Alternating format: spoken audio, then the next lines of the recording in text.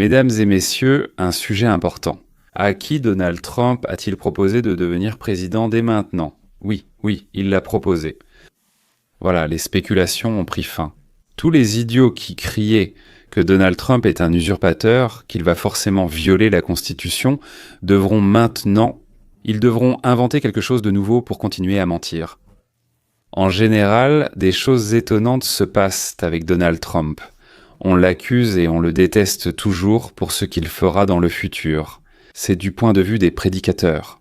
Mais dès qu'il fait ce qu'ils avaient prédit, mais qu'il fait exactement le contraire, ils oublient immédiatement leur accusation.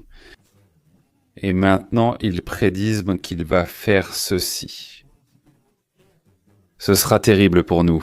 Ils oublient aussitôt leurs prédictions précédentes et en font une nouvelle. Et voici l'introduction à l'émission d'aujourd'hui de Benny Johnson. Comme toujours, je recommande vivement, si quelqu'un, encore une fois, a un bon niveau d'anglais, c'est toujours intéressant à regarder.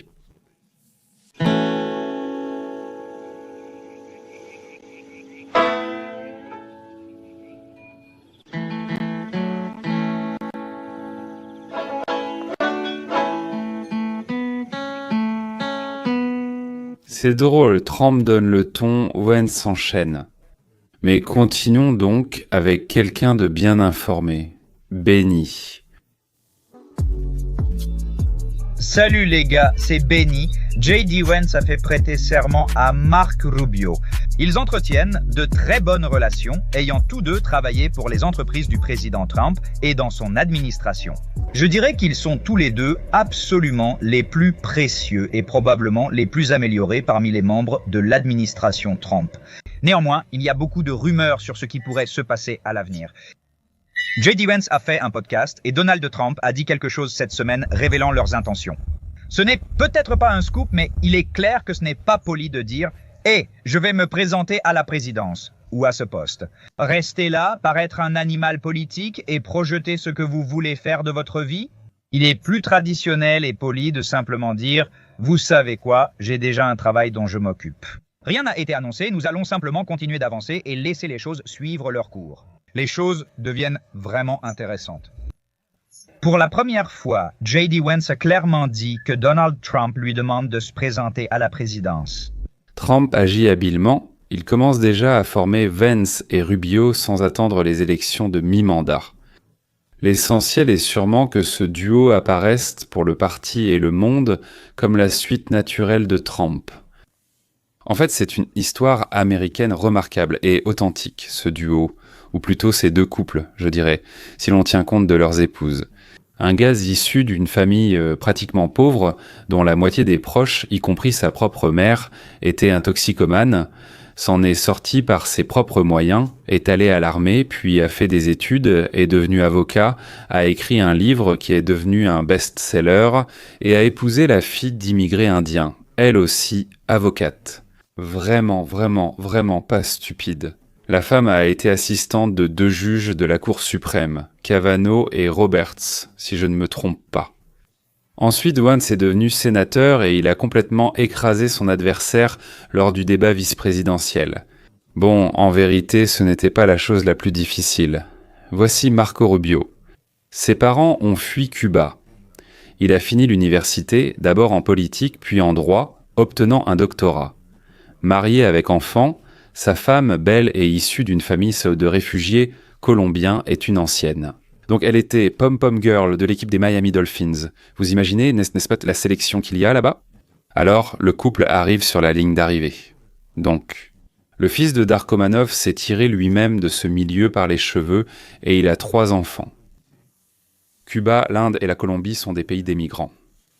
Un tel VCHA n'a jamais existé auparavant. Qu'ils osent maintenant dire que nous sommes dominés par les Blancs. Moi, je me fiche de qui domine. L'essentiel, c'est qu'ils fassent pour les bonnes choses. Mais c'est ridicule, oui, une domination des Blancs au sein du Parti républicain. Aussitôt. Donc, la proposition de Trump montre qu'il a l'intention de préparer sérieusement le duo à leur futur travail. Il souhaite éliminer tout conflit ou intrigue dans l'administration, au cas où quelqu'un voudrait en provoquer. Eh bien, tenter sa chance dans la course. Je suis sûr que ceux qui ne font pas partie de l'administration essaieront probablement de participer. Mais ce n'est plus vraiment pour devenir président, c'est plutôt pour se faire remarquer et être invité quelque part. Donc par exemple, pour devenir ministre ou chef d'un département ou d'un projet, c'est aussi quelque chose qui se fait souvent en politique, en réalité. Comment, sinon, en étant sur la scène nationale, en restant sans répondre aux questions à côté du vice-président, peut-on se faire connaître aux États-Unis ? Comment voyez-vous cela ? Et en avez-vous parlé avec le secrétaire Rubio ? J'ai plaisanté avec le secrétaire à ce sujet. Le président a soulevé cette question pour la première fois il y a environ 6 mois, lors de l'un de nos déjeuners privés que nous essayons d'organiser toutes les 2 semaines pour discuter de ce qui se passe et parler des affaires. Il en a parlé il y a 6 mois et j'en ai plaisanté avec le secrétaire. Mais cela semble tellement prématuré parce que nous en sommes encore à un stade si précoce. Et ce que je dis toujours aux gens, c'est que si nous nous occupons de l'affaire, la politique s'occupera d'elle-même. Nous sommes dans cette affaire depuis 9 mois, avons accompli beaucoup, mais il reste du travail. Regardez. Ce qui m'inquiète le plus, c'est que Joe Biden nous a laissé une terrible crise de l'accessibilité. Nous devons rendre la vie plus abordable pour les citoyens américains. Nous avons déjà commencé à résoudre ce problème, mais il reste encore beaucoup de travail à faire. Ma position est la suivante. Le peuple américain m'a élu vice-président. Je vais tout faire pour aider le président à réussir durant les 3 prochaines années et 3 mois. Et si nous arrivons à un moment où autre chose est proposée, alors nous nous en occuperons à ce moment-là. Mais passons au moins les 2 prochaines années et faisons du bon travail pour le peuple américain avant de parler de politique. Le président ne dit pas qui sera candidat à la présidence ou à la vice-présidence. Pour l'instant, on suppose que ce sera vous. Marco Rubio a 13 ans de plus et s'est déjà présenté à la présidence. Y aura-t-il une tension à ce sujet ? Tout d'abord, non, il n'y aura aucune tension. Marco est mon meilleur ami dans l'administration. Nous travaillons beaucoup ensemble. C'est vrai. Beaucoup de nos réussites en tant qu'administration viennent de notre capacité à travailler ensemble. Et encore une fois, c'est pourquoi je dis que trop se préoccuper de la politique, en fait, je pense que cela vous rend moins efficace dans votre travail. Je n'ai jamais voulu me réveiller et jusqu'à présent, je ne me suis jamais réveillé en me demandant comment devenir président des États-Unis. En me réveillant, je réfléchis à bien faire mon travail de vice-président, alors que Marco Rubio pense-t-il à bien faire celui de secrétaire d'État? Et c'est la question que chacun de nous doit continuer à se poser. Vous pouvez écouter J.D. Vance avec Miranda Devine, qui a aussi un excellent nouveau podcast. Trump, pas vraiment. Trump, dans l'avion vers l'Asie cette semaine, a déclaré « Je veux que ce soit J.D. Vance et Marco Rubio. Ils seront irrésistibles. Allons-y. » Steve Bannon a déclaré dans une interview récente qu'il pourrait y avoir des plans pour que vous puissiez vous présenter et peut-être gagner un 3e mandat en 2028. Vous êtes prête à contester cela, bien sûr? Eh bien, je n'y ai pas vraiment pensé. Nous avons des gens très bien, comme vous le savez, mais j'ai les meilleures audiences que je n'ai jamais eues. Je veux dire, je viens juste de décider. 8 ans de guerre et la 9e approche. Je pense que la Russie et l'Ukraine... Vous avez dit à 2028, des gens très bien. Nous avons des gens formidables. Je n'ai pas besoin d'entrer dans les détails. L'un d'eux est ici. Nous avons J.D., un vice-président remarquable, et Marco, également remarquable. Je pense que cela fait consensus. Nous. Si Trump annonce officiellement que c'est un duo, il ne l'a pas encore officiellement annoncé. Il a simplement fait une proposition, dont Vance a parlé, pour ainsi dire, avec la permission de Trump. Cela signifie qu'ils sont, pour ainsi dire, les continuateurs de mes plans, et que je les prépare personnellement. Qui au sein du Parti républicain va s'y opposer ? Eh bien seulement ce que je viens de vous raconter, pour qu'on le remarque. Et maintenant, regardez Vance, qui a absolument l'air présidentiel. Oui, il a mis une gifle en pleine figure à un célèbre présentateur d'American Broadcasting Company. Voilà pourquoi, George, de moins en moins de gens regardent votre émission et pourquoi vous perdez la confiance du public. Parce que cela fait déjà 5 minutes que vous discutez avec la vice-présidente des États-Unis de l'affaire Tom Homan. Une histoire que j'ai lue, mais je ne connais même pas la vidéo dont vous parlez. Les femmes à faible revenu n'ont pas accès à la nourriture car les démocrates et Chuck Schumer ont fermé le gouvernement. En ce moment, nous essayons de comprendre comment payer nos troupes parce que Chuck Schumer a fermé le gouvernement. Vous vous concentrez sur une fausse histoire, vous insinuez des actes criminels contre une personne qui n'a rien fait de mal, au lieu de vous concentrer sur le fait que notre pays souffre à cause de la fermeture du gouvernement. Parlons des vrais problèmes. George. Je pense que les Américains en tireraient bien plus de bénéfices que de vous voir plonger dans une étrange théorie de gauche, alors que les faits montrent clairement que Tom Homan n'a commis aucun crime Ce n'est pas une théorie d'extrême gauche. Je n'ai rien insinué. Je vous ai demandé si Tom Homan avait accepté 50 000 $ comme l'indique un enregistrement audio du FBI de septembre 2024 et vous n'avez pas répondu. Merci pour votre temps. Ce matin, Non, George, j'ai dit que non. Ensuite, nous reviendrons bientôt. J'ai fait taire le vice-président du pays simplement parce que je n'avais rien à dire. Juste parce que je le peux. Voilà. Et voici Ruby. Dans le cas de Salvador, absolument, absolument. Nous avons expulsé des membres de gang, même celui avec qui vous avez bu une margarita. Cet homme est un trafiquant d'êtres humains, un bandit. Et les preuves seront claires. Et dans les prochains jours, vous verrez à qui vous avez rendu visite. Monsieur le Président. Sénateur, la parole est à Monsieur le secrétaire Rubio. Monsieur le Président, il ne peut faire de telles déclarations sans fondement. Vous avez eu votre temps. Le secrétaire Rubio doit témoigner devant la Cour fédérale des États-Unis, car il ne l'a pas fait sous serment. Voilà. Encore un point, d'accord. Dans notre gouvernement, il y a une séparation entre la branche fédérale et la branche judiciaire. Aucun juge ou branche judiciaire ne peut me dicter, ni au président, la conduite de la politique étrangère. Des adultes, des personnes sérieuses qui savent ce qu'elles font, et surtout qui savent expliquer ce qu'elles font. Et voici encore une fois J.D. Vance. Il se moquait de l'absurdité des démocrates. Et je promets solennellement à Hakeem Jeffries que si vous nous aidez à rouvrir le gouvernement, les mêmes du sombrero cesseront. J'en ai discuté avec le président des États-Unis. Pour votre première question, négocions-nous directement ou en groupe? J'irai au Capitole et rencontrerai Chuck Schumer ou tout sénateur démocrate si cela aide à rouvrir le gouvernement. La plupart des conversations, selon mon expérience. J'ai rejoint l'administration. Ils ont dit, vous savez, l'une des initiatives que nous poursuivons, c'est d'améliorer l'efficacité au sein du gouvernement. En fait, ils veulent faire plus en dépensant moins ou en investissant moins. Ils ont dit, nous voulons que vous vous concentriez sur la consolidation. Est-il possible de confier les tâches de 4 postes actuels à une seule personne? Et j'ai dit, ça semble être une excellente idée. Allons-y, nous devrions faire ça dans tout le gouvernement. Je ne savais pas qu'ils voulaient juste du blablabla. Mais pour moi, honnêtement, c'est un honneur d'être ici ce soir, au nom des Archives nationales, pour m'adresser à vous tous. Donc, c'est formidable d'être ici. Comme je l'ai dit, c'est toujours agréable de recevoir une récompense et d'être reconnu. Vous avez été président de la Chambre, membre du Sénat, président, puis secrétaire d'État, conseiller à la sécurité nationale, archiviste et directeur par intérim de l'United States Agency for International Development. Donc, c'est toujours formidable. Et chirurgien général, non, je plaisante, je ne le suis pas. Non, c'est... C'est drôle, mais Rubio n'est pas seulement ministre des Affaires étrangères, il est aussi conseiller du président pour la sécurité nationale. C'est-à-dire, le deuxième à avoir combiné ses fonctions après Kissinger.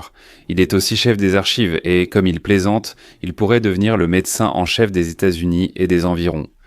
Je le voulais. Tu peux avoir un uniforme? Tu reçois un uniforme si tu es le chirurgien en chef. Je la voulais, mais ils l'ont déjà donnée à Ellie. Tu sais ce qui serait bien? La bibliothèque du Congrès, ce serait un bon boulot. Et Mario Diaz-Balart, bibliothécaire par intérim. Tu veux ça? Le problème n'est pas que la campagne de Kamala ait été trop courte, mais trop longue. Quand les gens écoutaient vraiment ce qu'elle disait, sa cote de popularité ne cessait de baisser. Avec une campagne de 150 jours, nous aurions sans doute eu 3 sénateurs républicains de plus et Trump aurait gagné avec une avance accrue. Parce que plus les gens en apprennent sur Kamala Harris, plus ils comprennent qu'il n'y a rien de concret chez elle. Que l'on soit d'accord ou non avec Barack Obama ou Bill Clinton, ils avaient du fond et savaient exprimer un point de vue. J'ai écouté Kamala Harris 90 secondes et j'ai l'impression d'être devenu plus stupide, sans savoir ce qu'elle pense vraiment. Je pense qu'il y a encore quelques personnes, qui sont dans l'administration, 2 ou 3 personnes, qui pourraient être d'excellents présidents. Le premier, bien sûr, c'est Howard Laudnick, bien sûr. Même s'il ne se présentera pas, Robert Kennedy, je pense aussi qu'il ferait un bon président. Tulsi Gabbard. D'ailleurs, Kennedy et Gabbard formeraient un excellent duo. Mais nous avons déjà le duo Christine Humm. N'oubliez pas Elise Stefanik, Doug Bergman. C'est-à-dire une bonne équipe pleine de stars. Trump a aussi organisé les choses pour qu'elles fonctionnent comme un mécanisme bien huilé. J'écarte tout de suite Pam Bondi et Kash Patel, ce ne sont pas des personnalités publiques. J'ignore les plans de Ron DeSantis ou de Glenn Youngkin. C'est la gouverneure de Virginie, Sarah Huckabee, la féconde de Huckabee Sanders. Je ne connais tout simplement pas leurs plans, mais je ne pense pas qu'ils iront à l'encontre de la volonté clairement exprimée de Trump, disons-le ainsi. Le temps dira, tout peut arriver. Les républicains ont des talents et un programme efficace. Les démocrates, pour l'instant, n'en ont pas, mais pourraient en proposer un demain. Mais il y a de la haine et du rejet. Ce qui les unit, c'est la haine. La haine est aussi un sentiment puissant pour mobiliser le peuple, mais le peuple ne se soulève pas toujours. Il faut les convaincre que la personne que tu proposes de haïr la mérite vraiment. C'est pourquoi, en fait, il n'y a pas de figure marquante capable de proposer quelque chose de positif à l'Amérique. Eh bien, Kamala Harris, qu'est-ce qu'elle peut, proposer? Donc, Gavin Newsom. Donc, en tête des sondages chez les démocrates en ce moment, c'est Pete Buttigieg, que même Kamala a dit « Je ne veux pas de ce PD dans mon équipe ». Cory Booker, Josh Shapiro, Gretchen Whitmer. Eh bien, il n'y a probablement que Shapiro qui ait une chance, mais je pense qu'il ne gagnera pas la nomination démocrate. Les autres ne savent même pas pourquoi ils sont là. Mais ils expliqueront rapidement contre quoi ils sont. D'ailleurs, ce Shapiro pourrait être invité en tant que vice-présidente, par exemple, une femme, je ne sais pas, disons... Il pourrait en former un certain duo. Percé aujourd'hui à travers le Parti démocrate. Et pour être leur candidat, il faut être un socialiste démocrate, c'est-à-dire un communiste, voire un fasciste. Et un tel candidat, le pays ne l'acceptera tout simplement pas. Et Ocasio-Cortez, c'est de là encore une fois.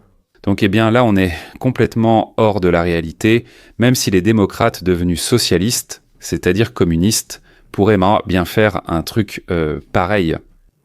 Pete Buttigieg est, comme je l'ai dit, le pire ministre des Transports de l'histoire des États-Unis. Mais avec son mari, ils ont adopté donc l'enfant de quelqu'un, une fille, je crois. Il est parti en congé pendant 4 mois pour la naissance de sa fille. La naissance. Donc juste après le début de la crise des transports, il a immédiatement disparu. Il disparaissait à chaque fois qu'il y avait des problèmes avec les avions, les trains ou les camions, surtout avec les avions. Parce que là, il ne comprenait absolument rien à ce qui se passait, personne ne peut prévoir. Mais si l'avenir proche, c'est la continuation d'aujourd'hui, alors après, Trump viendront Vance et la Norvège. Et ensuite, on verra. J'aimerais que le Parti démocrate se divise en deux. Et que sa partie modérée forme un certain parti centriste, également en faveur du libre marché, avec lequel on pourrait discuter. Comment faire progresser le pays vers une réelle liberté individuelle, améliorer le bien-être et protéger citoyens et biens. Eh bien voilà, c'est tout. Pour aujourd'hui, je trouve ça très amusant. C'est mon avis. Au revoir.